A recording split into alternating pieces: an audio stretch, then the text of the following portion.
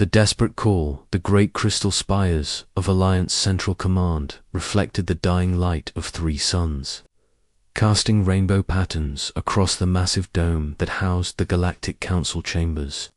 Inside, the air hummed with tension as representatives from 47 species gathered for what many believed would be their final meeting. Admiral Zara Veltan stood at the center of the circular chamber, her silver skin marked with the stress patterns that her people displayed. In times of great emotion, as Supreme Commander of the Alliance Defense Forces, she had seen war before. She had witnessed the collapse of entire civilizations and the birth of new ones, but nothing in her 300 years of service had prepared her for this. The holographic display behind her showed the current state of the galaxy. Red zones marked the territories that had fallen to the enemy. In just 3 months, those red zones had grown from a small cluster on the outer rim to massive swaths that consumed entire sectors. 47 worlds had simply vanished, leaving behind nothing but empty space where star systems had once thrived. "The situation is beyond critical," Zara announced, her voice carrying the weight of impending doom.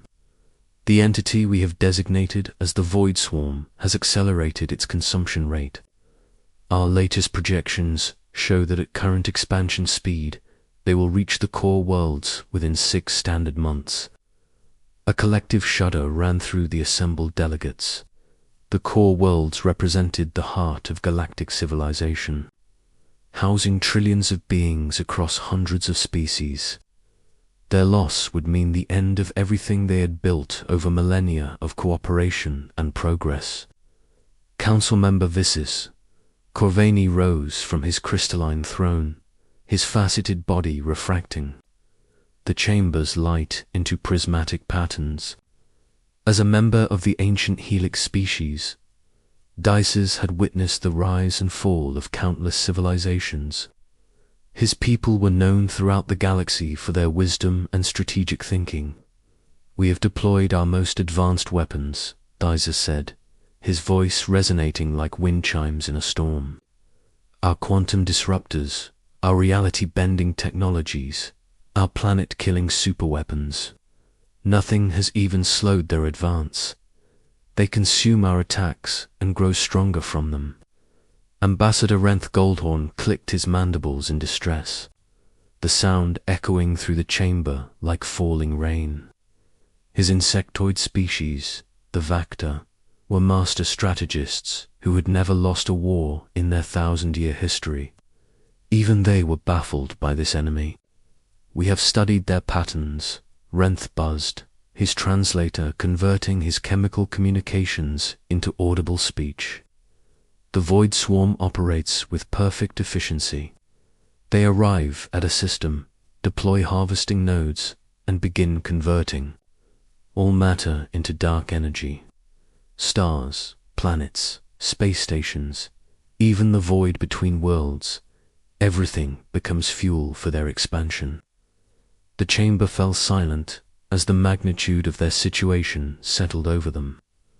They were facing an enemy that didn't just want to conquer or destroy, it wanted to consume reality itself. "There must be something we haven't considered," said Commander Ease of the Aquatic Tide Runners. Her translucent form rippled with nervous energy as she floated in her mobility tank. "Some weapon or strategy that could work against them. We have considered everything within the bounds of conventional warfare," Zara replied grimly. "The Void Swarm adapts to every tactic we employ. They learn from each engagement and develop counters faster than we can implement new strategies. They are perfect strategists, fighting perfect battles." Then perhaps came a gravelly voice from the shadows. "We need imperfect warriors. All." Eyes turned to the speaker. Elder Voth of the Granite clans rarely spoke in council meetings, preferring to let others debate while he observed. His species were living mountains, beings of stone and metal who thought in geological timescales. When Voth spoke, others listened. "Explain," Theseus commanded, his crystalline form leaning forward with interest. Voth's boulder-like head turned slowly, ancient eyes focusing on the star chart. "The Void Swarm operates on logic, efficiency, and predictability. They calculate optimal outcomes and execute perfect plans. But there is one species in this galaxy that has never followed logical patterns." A uncomfortable tension filled the chamber. Everyone knew which species Voth meant, though none wanted to say it aloud. "The humans," whispered Ambassador Clay of the Feathered Territories. "You're talking about the humans." The reaction was immediate and intense. Delegates began speaking at once, their voices creating a cacophony of concern and outright fear. "They're quarantined for good reason," shouted the representative from the Peaceful Gardens Union. "Their entire species is classified as a galactic hazard," added someone from the back. "They solve disputes by destroying everything around them." Zara raised her hand for silence, though it took several minutes for the chamber to quiet down. The humans were a topic that made even the bravest Alliance members uncomfortable. "The human homeworld of Earth has been under quarantine for over 50 standard years," she said carefully. "Their species was classified as too dangerous for standard galactic integration after the colony wars. The AI rebellion and the pirate purges. Dangerous is an understatement," Theseus said, his crystalline body dimming with worry. "In less than a century after achieving interstellar travel, they fought 3 major wars. Each time, they didn't just defeat their enemies, they eliminated the problems so completely that similar conflicts never arose again." Rent's mandibles clicked in rapid succession, indicating extreme agitation.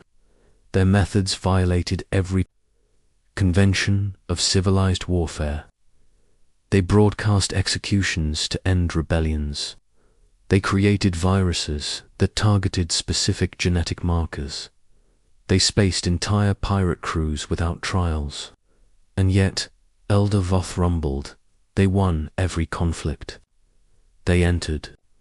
Their enemies didn't just surrender, they ceased to exist as threats. The chamber fell quiet again. Everyone knew the stories of human warfare, though most preferred not to think about them. Humans didn't fight wars, they solved problems with extreme violence and creative destruction. "Even if we wanted to contact them," Zara said slowly, "the quarantine protocols are absolute. No communication in or out. No trade, no diplomatic contact. They are completely isolated from galactic civilization.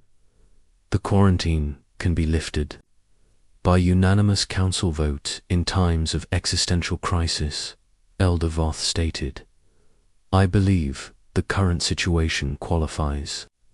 Ambassador Renth's wings buzzed with nervous energy. "Do we really want to unleash humans on the galaxy again? The cure might be worse than the disease. Would you rather face human unpredictability or complete extinction?" Voth asked bluntly. The question hung in the air like a toxic cloud. For nearly an hour, the debate raged back and forth. Some delegates argued that death with dignity was preferable to salvation through violence. Others insisted that survival trumped all other considerations. Finally, voices called for a formal vote, all in favor of lifting the quarantine on Earth and requesting human assistance. The voting was close, closer than anyone had expected. In the end, desperation won by exactly 3 votes. The message would be sent immediately. Zara composed the transmission herself, keeping it simple and direct. Humans apparently preferred straightforward communication over diplomatic language. To the government of Earth, the Galactic Alliance faces complete extinction from an enemy that cannot be defeated through conventional means. We formally request immediate assistance. In return, we offer full integration into galactic civilization, access to all our technologies, and permanent seats on the ruling council. Please respond. Immediately, the response came back in less than 6 hours. It was even more direct than their request. Message received. Threat assessed. Solution specialists are being dispatched. Do not interfere with their operations. Do not question their methods. Do not attempt to limit their actions. Payment terms will be discussed after problem resolution. That was all. No questions about the enemy. No requests for detailed briefings. No negotiations about terms or conditions. Just a promise to send specialists and a warning about interference. How many ships should we expect? Zara transmitted back. 3 ships, 3 specialists. Problem will be resolved. 3 ships to save an entire galaxy. The Alliance leadership spent the next 48 hours trying to understand what Earth could possibly send that would make a difference. Military experts analyzed human warfare patterns. Scientists studied their technological capabilities. Diplomats prepared for every possible scenario. They were wrong about everything. When the 3 ships arrived at Alliance Central Command, they didn't request docking permission or follow standard approach protocols. They simply appeared out of hyperspace and took position around the station like they owned it. The ships themselves were unremarkable, sleek, black vessels that seemed designed for stealth rather than combat. No identifying markings, no massive weapons arrays, no signs of the advanced technology that had been expected. This is Alliance Central Command to the human vessels, Zara transmitted. Please identify yourselves and state your intentions. The reply came from all 3 ships. Simultaneously, their voices cold and professional. We are Earth's problem solvers. We are here to eliminate your void swarm issue, prepare docking facilities, and provide all available data on the enemy. Work begins immediately. As the 3 ships approached the docking bays, Zara felt a mixture of hope and terror. Hope because maybe, just maybe, they had found salvation. Terror because she was beginning to understand that salvation might come at a price none of them had considered. The humans were coming. The galaxy's most dangerous problem would meet the universe's most dangerous problem solvers. Whether that would save them or damn them remained to be seen. Earth's specialists arrive. Docking bay of Alliance Central Command had never felt so tense. Admiral Zara Veltan stood with a full diplomatic honor guard, trying to project confidence she didn't feel. Around her, representatives from a dozen species waited nervously for their first glimpse of humanity in over 50 years. Opened with a soft hiss, and 3 figures emerged from the lead ship. They moved with the controlled precision of predators, their eyes constantly scanning for threats. Each wore simple black uniforms with no rank insignia or decorations. The woman in front was small by human standards, barely reaching Zara's shoulder. Her dark hair was pulled back severely, and her brown eyes held the kind of coldness that came from seeing too much death. She carried herself like a blade, every movement efficient and potentially lethal. "I'm Captain Maya Chen," she said without preamble. Her voice was calm and professional, but there was something underneath it that made Zara's stress patterns flare. "These are my colleagues, Dr. Alexander Reeves and Commander Jake Morrison." Dr. Reeves was tall and thin, with prematurely grey hair and intense blue eyes that seemed to see through everything they looked at. His hands never stopped moving, constantly fidgeting with small devices that Zara couldn't identify. When he smiled, it didn't reach his eyes. Commander Morrison was the largest of the three, built like a fortress with scars that told stories of violence survived. His arms were covered in tattoos that depicted various explosions and combat scenarios. When he grinned, it was the expression of someone who genuinely enjoyed his work. "We need all available data on your void swarm problem," Maya continued. "Tactical reports, sensor readings, weapon test results, survivor testimonies, everything you have." Dices stepped forward, his crystalline form refracting the docking bay lights into rainbow patterns. "Perhaps we should begin with formal introductions and a briefing session. There are protocols. Protocols are for people who have time," Morrison interrupted, his voice carrying a slight accent that suggested military training. "How many worlds have you lost while following protocols?" The question hit like a physical blow. In the 3 days since the humans had been contacted, 2 more systems had fallen to the void swarm. "We have prepared comprehensive briefings." Ambassador Renth buzzed, his mandibles clicking with diplomatic courtesy. "Our finest strategic minds have analyzed every aspect of your finest strategic minds have been losing for 3 months." Dr. Reeves said quietly, his fingers still working on whatever device he was holding. "We prefer raw data over-analyzed. Conclusions. Analysis introduces bias." Maya gestured to the assembled delegates. "We'll need access to your faster ship, your most advanced sensor arrays, and authorization to operate without interference. We work better when we don't have to explain everything we do." Elder Voth's rocky voice rumbled from the back of the group. "What exactly do you plan to do?" Maya's smile was sharp as broken glass. "Something your perfect strategists haven't tried. Something inefficient, illogical, and probably insane by your standards." "That doesn't answer the question," Zara said, though part of her wasn't sure she wanted a real answer.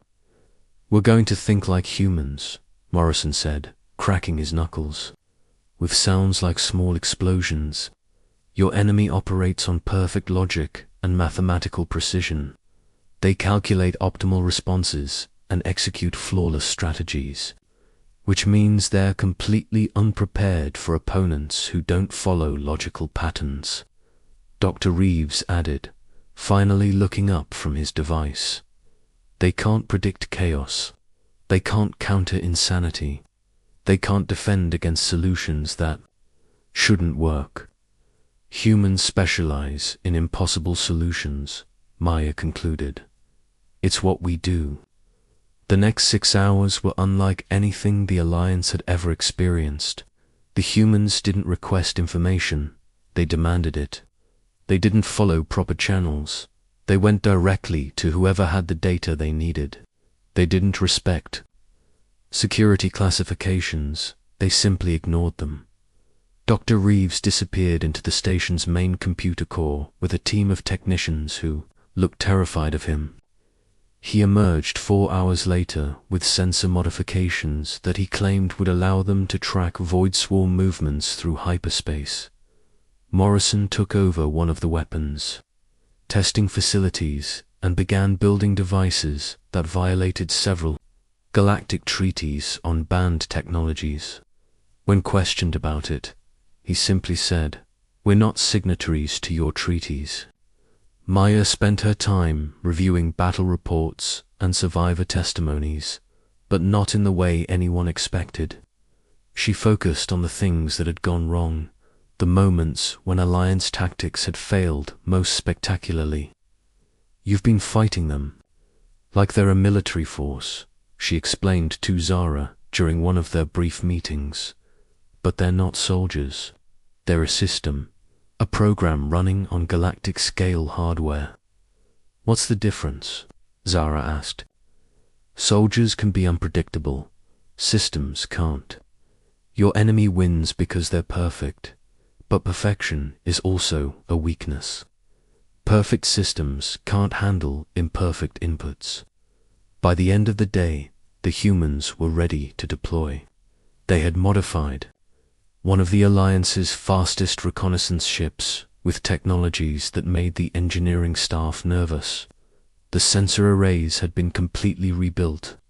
The weapon systems had been replaced with devices that didn't appear on any technical manual. "Where are you going?" this is asked as the humans prepared to depart. "To poke the bear," Morrison said cheerfully. "To introduce controlled chaos into a perfect system," Dr. Reeves corrected. "To start a war using rules that don't exist," Maya added. Their ship launched without fanfare, disappearing into hyperspace like it had never existed. For 3 days, there was nothing but silence. Alliance monitoring stations detected no communications, no sensor pings, no signs that the human ship still existed. Then the reports started coming in. The first came from a border patrol in the Kethva sector. A void swarm harvesting node had simply ... stopped working. The massive structure that had been converting a gas giant into dark energy had shut down completely. When Alliance ships investigated, they found the node intact, but completely inert. The second report came 6 hours later. An entire void swarm fleet had abandoned their assault on the fortress world of Granite Hold and was heading back toward their own territory at maximum speed. They weren't retreating, they were responding to some kind of emergency. The third report made no sense at all. Void swarm units in the outer rim were fighting each other. Harvesting nodes were attacking processing stations. Escort fleets were firing on their own supply convoys. The perfect coordination that had made them invincible was breaking down into chaos. What did they do? Zara wondered aloud as she stared at the tactical displays.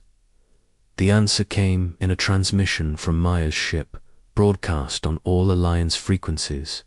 Phase 1 complete. We have introduced several contradictory command protocols into their network. The Void Swarm is currently experiencing what humans call a logic error. Their system is trying to execute mutually exclusive objectives simultaneously. Dr. Reeves' voice added, "We have also seeded their data streams with recursive paradoxes. Every time they try to resolve one contradiction, it creates 2 more. Their processing power is being consumed by trying to solve unsolvable problems." Morrison's laughter came through clearly. "Plus, we blew up 3 of their communication hubs with bombs that don't exist according to physics. They're trying to calculate how we did it, which is impossible because we violated their understanding of reality." "How long will this last?" Dices transmitted back. "Long enough for Phase 2, Maya replied. "We're going to teach them why humans are classified as a galactic hazard." Over the next week, the impossible became routine. Void Swarm forces began making tactical errors they had never made before. They started second-guessing their own strategies. Some units simply shut down, apparently overwhelmed by contradictory programming. The human's ship appeared and disappeared throughout Void Swarm. Territory, always in places it shouldn't be able to reach, doing things that violated known laws of physics. They planted bombs that exploded backwards through time. They broadcast signals that caused enemy computers to laugh until they crashed. They somehow convinced 3 separate Void Swarm fleets that they were fictional characters in a simulation. "This is madness," Ambassador Renth declared during one council session. "Exactly," Elder Voth rumbled approvingly. "Perfect madness applied with surgical precision." The tide of the war began to turn. Void Swarm advances slowed, then stopped entirely. Their harvesting operations became increasingly inefficient as their systems struggled with impossible problems. The humans had introduced. Finally, after 2 weeks of chaos, Maya's ship returned to Alliance Central Command. The three humans emerged, looking tired but satisfied. "Problem solved," Maya announced simply. "The void swarm still exists," Zara pointed out. "Yes, but they're no longer a threat," Dr. Reeves explained. "We've introduced enough contradictions into their core programming that they'll spend the next several centuries trying to resolve logical paradoxes. They literally cannot focus on expansion while their system is trying to divide by zero." Morrison grinned his explosive grin. "Plus, we left them a few presents that will keep them busy. Every time they think they've fixed their problems, something new will break." "How did you know this would work?" Disses asked, his crystalline form pulsing with amazement. Maya's smile was sharp and proud. "Because we're human. We specialize in impossible things. We break rules that can't be broken. We solve problems that can't be solved. We win wars that can't be won." "Your enemy was perfect," Dr. Reeves added. "But perfection is predictable. Chaos isn't. And when you need chaos," Morrison concluded, "you call humans." As the three specialists prepared to depart, Zara realized something profound had happened. The galaxy had been saved, not by superior technology or brilliant strategy, but by the uniquely human ability to think outside every possible box. "Will we see you again?" she asked. Maya paused at the airlock. "Probably not. Earth prefers to handle our own problems. But if you ever face something truly impossible again, something that can't be defeated by conventional means, ... double quotes, she smiled. "You know who to call." The three ships departed as suddenly as they had arrived, leaving behind a galaxy that was safe, confused, and forever changed. The void swarm remained in their territory, but they were no longer a threat. They had been defeated not by superior force, but by superior madness. In the years that followed, the Alliance would remember this as the day they learned that sometimes the most dangerous problems required the most dangerous solutions. And in a galaxy full of logical, predictable species, humans remained uniquely, brilliantly, dangerously unpredictable. The Titans had fallen not to greater Titans, but to three humans who understood that the impossible was just another word for Tuesday.